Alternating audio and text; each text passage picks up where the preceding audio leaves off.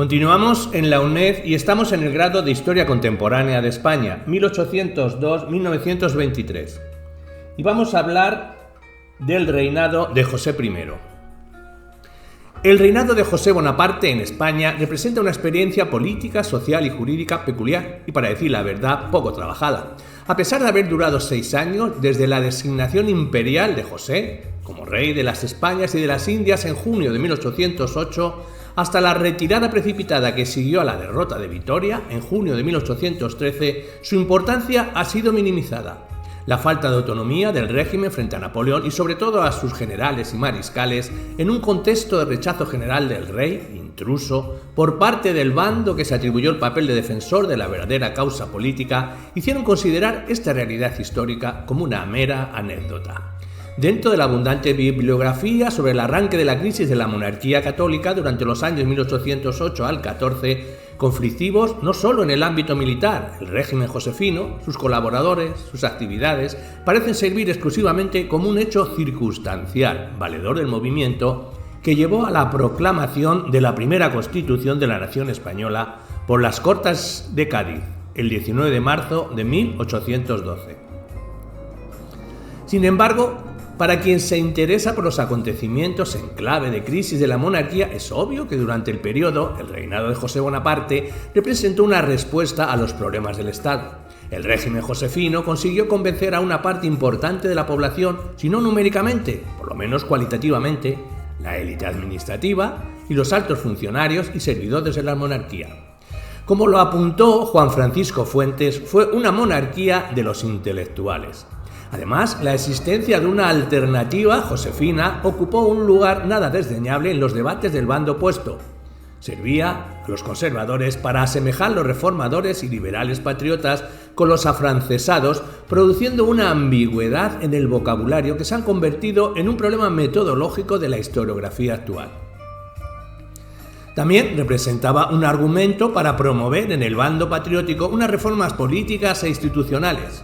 Cuando Lorenzo Calvo de Rozas propuso a la Junta Central la convocatoria de una Asamblea Nacional Constituyente, lo hizo contraponiendo ese programa voluntarista de los partidarios de la Revolución de España a las promesas de un régimen constitucional reformativo de los males que habíamos padecido, con que el opresor a nuestra libertad ha creído conveniente halagarnos. Como pusieron de relieve Raúl Morodo o Eduardo Martiré, la necesidad por parte de quienes ansiaban unas reformas de contradecir el programa de la regeneración constitucional prometido por Napoleón y ejecutado por José y sus ministros demuestra claramente la importancia de la existencia del régimen josefino en el proceso que llevó a la promulgación de la Constitución de Cádiz. Aunque parece ocioso recordarlo, considerar los acontecimientos a la luz de sus resultados es un anacronismo y no pocos trabajos herederos de una larga tradición de interpretación política que han caído en este error. Hubo que esperar a final de la duradera crisis de la monarquía con la muerte de Fernando VII para que un antiguo doceañista reconociera un papel positivo a la intervención imperial de 1808. En su espíritu de siglo, Francisco Martínez de la Rosa, que ya había dado un giro personal más conservador, no dudó en afirmar que nada importan los defectos que afeaba la obra, ni el vicio de nulidad que notoriamente adolecía. El hecho es que se otorgaba a España instituciones más o menos libres, que se resucitaban las Cortes y que con la Constitución de Bayona, tal como fuese, era imposible que no viniera abajo el gobierno absoluto. Aquel era ya un paso inmenso que equivalía a una revolución, y ese paso lo había dado la nación española en el término de un mes y lo debería a Bonaparte. Si permitió cambiar la visión general de la intervención imperial en España, era una interpretación política carente de valor histórico. Martínez de la Rosa mismo no optó por el bando josefino porque en el contexto de 1808 la intrusión francesa le pareció inaceptable, y si esperaba que se produjese una revolución liberal en España, no podía prever ni su resultado en Cádiz ni el fracaso del doceañismo. Este tipo de juicio a posteriori justificó la imagen del reinado de José Bonaparte como una ocasión perdida para una modernización progresiva de España, construyendo una mitificación casi romántica del régimen josefino. Avatar menor de la leyenda prometida forjada en el memorial de Santa Elena para Napoleón. José y la élite española, que comprendió que la oferta imperial era la mejor salida para España, fueron víctimas de un pueblo ignorante que luchó en contra de sus intereses. Se imputa el fracaso a causas externas que dé paso a que condenen, tales como el fanatismo religioso de un populacho manipulado por un clero inculto. Ahora bien, esta visión no toma en cuenta en absoluto las circunstancias de la monarquía española en 1808, ni tampoco examina el contenido de la Constitución de Bayona para intentar evaluar las posibilidades de implantación de un sistema constitucional exportado desde Francia. Este punto de vista se mantiene vivo todavía y favorece los estudios parciales sin visión de conjunto de la complejidad de los componentes de la crisis de la monarquía católica. El desinterés general por el reinado de José I explica por qué las pocas obras de referencia sobre la Constitución de Bayona y la experiencia política del régimen josefino no han perdido interés a pesar de su antigüedad. En 1874 se publicó una recopilación incompleta de la documentación conservada en España sobre la formación de la Constitución de Bayona. A la vuelta del siglo XX y con el primer centenario de la Guerra de la Independencia aparecieron unos trabajos de alta calidad que todavía siguen siendo muy válidos, cuando no indispensables. La correspondencia diplomática de la Forest, publicada con algunas omisiones que implican seguir leyendo el archivo parisino del Ministerio de Asuntos Exteriores por Charles Alexandre Godefroy de Grandmaison, es una referencia imprescindible para quien quiera conocer el día a día del gobierno josefino, tan revelador del proceso político de las reformas, de las discrepancias entre josefinos o entre josefinos y franceses, etc. Desde la perspectiva institucional, que sirvió de hilo a la jornada, salieron entonces dos estudios bien documentados sobre la Constitución de 1808. Pierre Quart publicó una edición crítica del texto introduciendo una comparación con los otros textos de la misma índole que Napoleón impuso en los otros estados satélites confiados a sus hermanos. Todavía no se ha hecho una edición crítica que haga innecesaria la consulta de trabajo de Conard, a pesar de la evolución considerable del conocimiento sobre el contexto de 1808. Pocos años después, Carlos Sanz Cid publicó un trabajo que sigue siendo una obra de cita obligatoria. En ese libro, el autor volvió a publicar las fuentes madrileñas sobre la elaboración de la Constitución de Bayona, así como los documentos hallados en los archivos parisinos. A pesar de algunas erratas señaladas por Ignacio Fernández Sarasola, esta documentación ha podido servir para una aproximación válida a la elaboración del texto.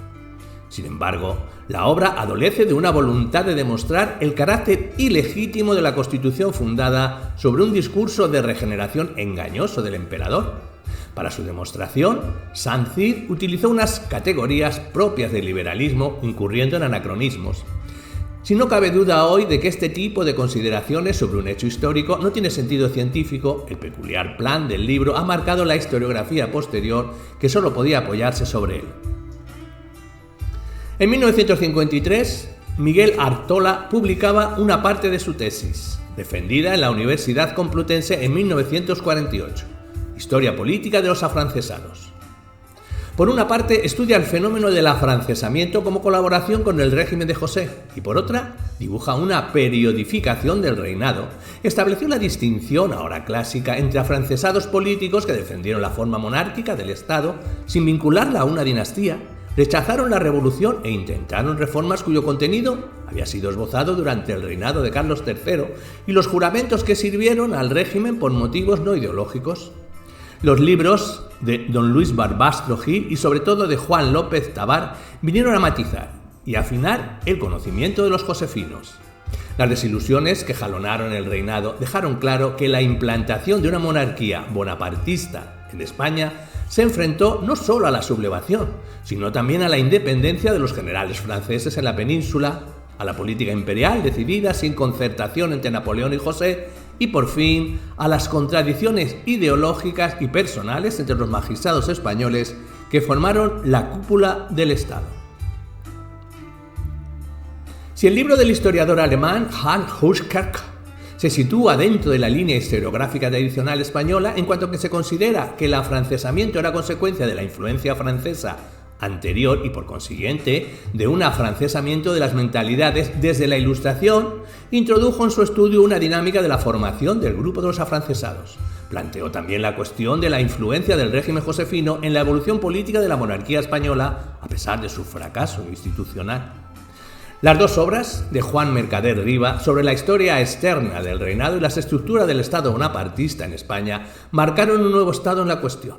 El ensayo de periodificación propone una explicación muy detallada y circunstancial de la acción del Estado, sin desconocer los motivos teóricos de los actores del reinado. No se limita a los protagonistas del círculo cortesano y gubernamental, sino que embarca en una exposición a los protagonistas secundarios. El voluminoso segundo volumen expone un lujo de detalles sacados de los archivos, todavía casi inexplorados, como lo subrayó acertadamente Vittorio Scotti Douglas en su comunicación oral, El funcionamiento institucional del Estado bonapartista, una postura novedosa de por sí.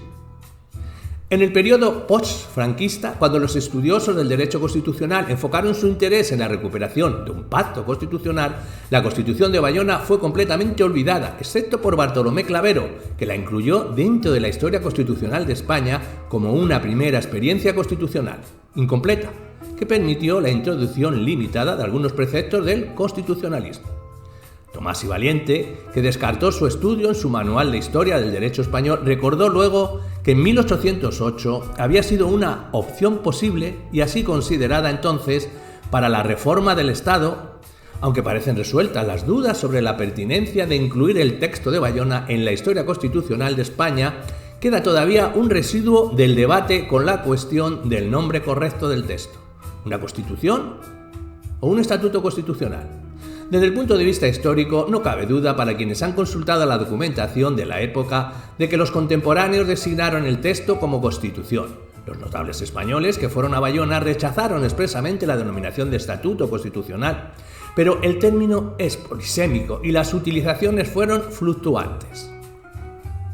Seguramente el debate es relevante para la teoría del derecho si busca definir de manera precisa e inequívoca cada tipo de norma regidora de la comunidad política en función de sus fuentes, contenidos y formas.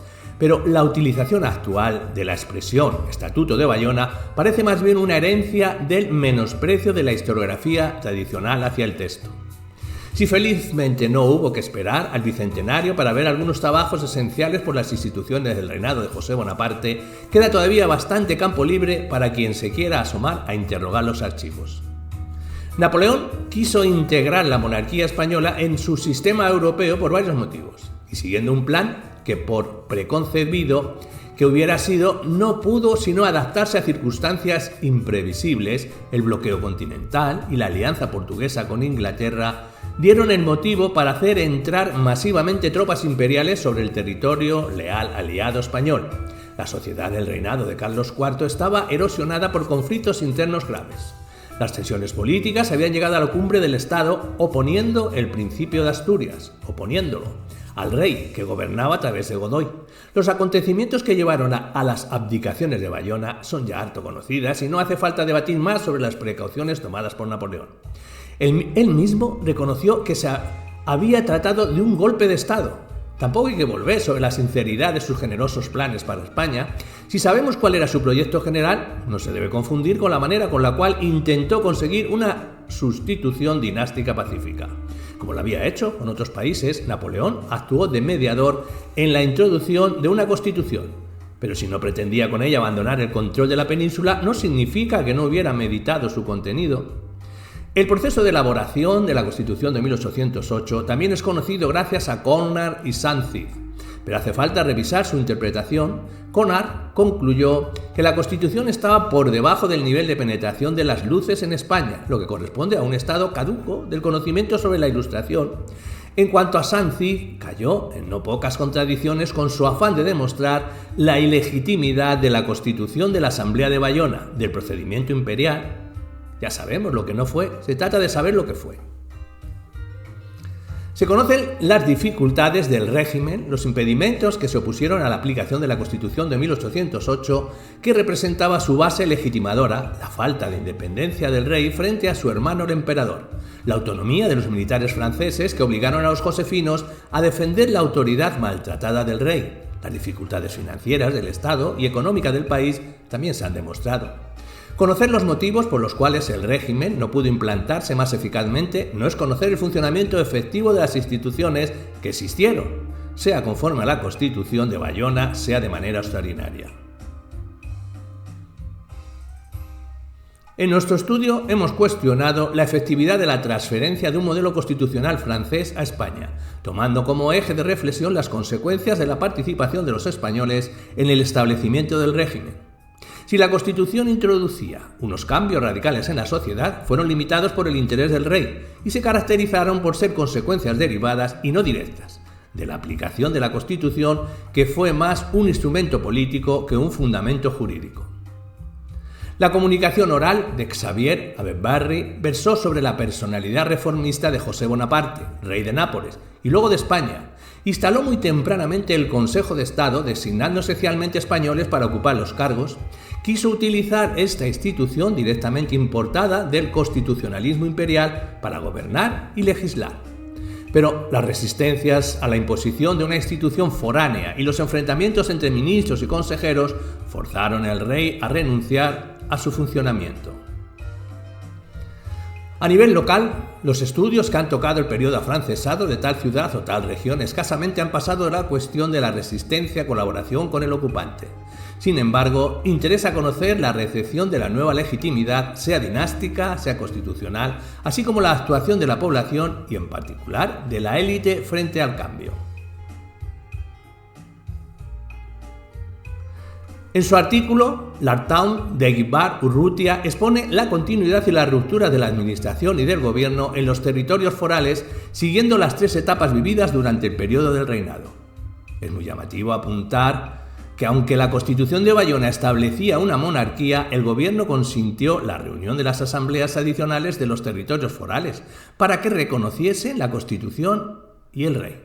Cuando Napoleón separó por decreto estos territorios del reino de José, la actitud de los militares franceses puestos a la cabeza de los nuevos gobiernos civiles con las autoridades de cuño tradicional subraya el carácter inexcusablemente reductor de la visión patriótica de los acontecimientos. Vittorio Scotti Douglas presentó la introducción a un largo trabajo de investigación sobre la Junta Criminal Extraordinaria que funcionó en Madrid de manera regular durante casi 4 años. Aún sin acabar su trabajo, permitió insistir sobre el inmenso campo de los temas inexplorados del reinado de José Bonaparte.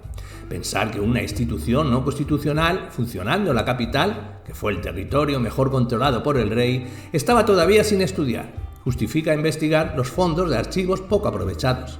El tema de la justicia permite, en la perspectiva adoptada, aproximarse a la cuestión de las relaciones entre las clases populares, preocupadas ante todo por sobrevivir, y el régimen y sus instituciones, sean constitucionales o sean extraordinarias.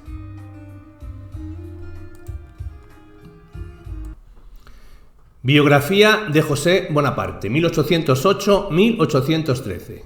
José Bonaparte nació en Corte, Córcega, en 1768, hijo primogénito de Carlos María de Bonaparte y Leticia Ramolino y hermano del emperador Napoleón Bonaparte. Estudió leyes en Pisa, Italia, y siendo en 1792 comisionado para desempeñar importantes misiones diplomáticas en Córcega, pasando después a Parma y más tarde a Roma, fue diputado en el Consejo de los 500, el órgano legislativo inferior de la época del Directorio. Firmó en 1801 los tratados de Lunéville y el concordato con la Santa Sede, y en 1802 el Tratado de Amiens. Casado con Julia Clery, hija de un rico jabonero de Marsella, tuvo 2 hijas. Zenalda, casada con Carlos Julio Bonaparte, y Carlota, casada con Carlos Bonaparte Bleschamp. Julia Clery nunca pisó tierra española, al permanecer en París defendiendo los intereses de su esposo ante Napoleón. Durante las guerras napoleónicas, José I actuó como enviado de su hermano y firmó tratados con Estados Unidos, Austria, Gran Bretaña y el Vaticano. Fue embajador en Roma en 1797 y contribuyó a la preparación del golpe de Estado dado por su hermano el 9 de noviembre de 1799. Tras la proclamación de Napoleón como emperador, este adjudicó a su hermano José el trono de Nápoles en 1806, donde gobernó hasta el verano de 1808, cuando tras las abdicaciones de Bayona, Napoleón le instaló al frente de la corona española y proclamó a Murat, que estaba al frente de las tropas francesas en España, como rey de Nápoles. El reinado de José I se desarrolló bajo el condicionante de la Guerra de la Independencia y buscando el apoyo político de uno de los grupos de los ilustrados españoles cuyos miembros eran los denominados afrancesados, sin lograr hacer triunfar el programa reformista de su gobierno, cimentado en la denominada Constitución de Bayona. Así, el 7 de julio de 1808, José era nombrado rey de España y de las Indias, en pleno estallido de la Guerra de la Independencia. Prestó juramento ante las Cortes reunidas por su hermano en la ciudad francesa de Bayona, que previamente habían aprobado la Constitución ofrecida por Napoleón a los españoles. El nuevo rey nunca fue del agrado popular, llegando incluso despectivamente a llamarle con el mote de Pepe Botella o el de Pepe Plazuelas. Aunque trataba de atraerse la simpatía del pueblo llano, otorgando leyes populares y organizando fiestas, cada vez era más impopular entre los españoles, que le consideraban como el máximo representante de la opresión extranjera. En enero de 1810 dirigió personalmente la campaña de Andalucía. Un año después, y tras realizar un viaje a París, quiso abdicar, pero en contrapartida Napoleón le nombró generalísimo de todo el ejército de España. En 1812, al constituirse las Cortes de Cádiz, intentó infructuosamente alcanzar un acuerdo con ellas. Sin embargo, las derrotas francesas del 22 de julio de 1812 en Arapiles y la victoria el 13 de junio de 1813 terminaron con el final de su breve reinado español. La derrota francesa en esta contienda acabó con el gobierno de José I en 1813. En diciembre de este mismo año se firmaba el Tratado de Versailles, por el que Napoleón reconocía a Fernando VII como rey de España. El 13 de marzo de 1814, Fernando VII partía para España, mientras José I Bonaparte regresaba a Francia. Más tarde, tras la humillante y definitiva pérdida de 1815 en Waterloo, emigró a Estados Unidos y Londres. Por último, en 1841, se instaló en Florencia, ciudad en la que moría 3 años más tarde, el 28 de julio de 1844.